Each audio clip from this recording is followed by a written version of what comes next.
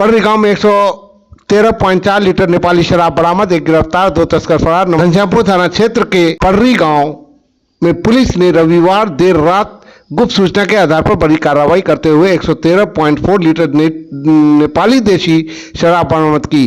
कार्रवाई के दौरान एक आरोपी मोहन सिंह को गिरफ्तार किया गया, जबकि शराब तस्कर मौके से फरार हो गए। गिरफ्तार आरोपी को सोमवार को न्यायिक हिरासत में जेल भेज दिया गया।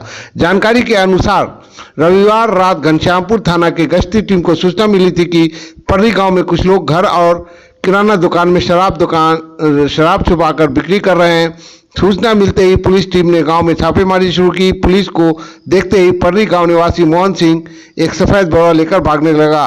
संदेह होने पर पुलिस बल ने उसे पीछा कर पकड़ लिया। तलाशी लेने पर बोरे से 300 ml की 18 बोतल नेपाली शराब बरामद की गई। पुलिस हिरासत में पूछताछ के दौरान मोहन सिंह ने अपने सहयोगी के रूप में प्रबोध सिंह और पंकज सिंह का नाम बताया। इसके बाद पुलिस ने उसकी निशानदेही पर दोनों आरोपितों को घर के पीछे छापेमारी की। वहां 2 अलग अलग बोरों में छुपाकर रखी गई 210 बोतल नेपाली शराब बरामद की गई।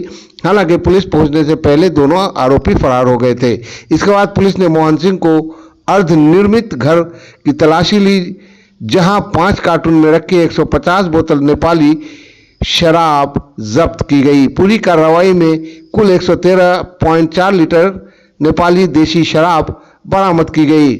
थाना अध्यक्ष आलोक कुमार ने बताया कि शराब तस्करी और अवैध कारोबार के खिलाफ पुलिस का अभियान लगातार जारी है। उन्होंने कहा कि फरार आरोपितों की गिरफ्तारी के लिए छापेमारी की जा रही है तथा किसी भी हाल में शराब कारोबारियों को बख्शा नहीं जाएगा। पुलिस ने इस मामले में बिहार मद्य निषेध अधिनियम के तहत प्राथमिकी दर्ज कर आगे की कार्रवाई शुरू कर दी है।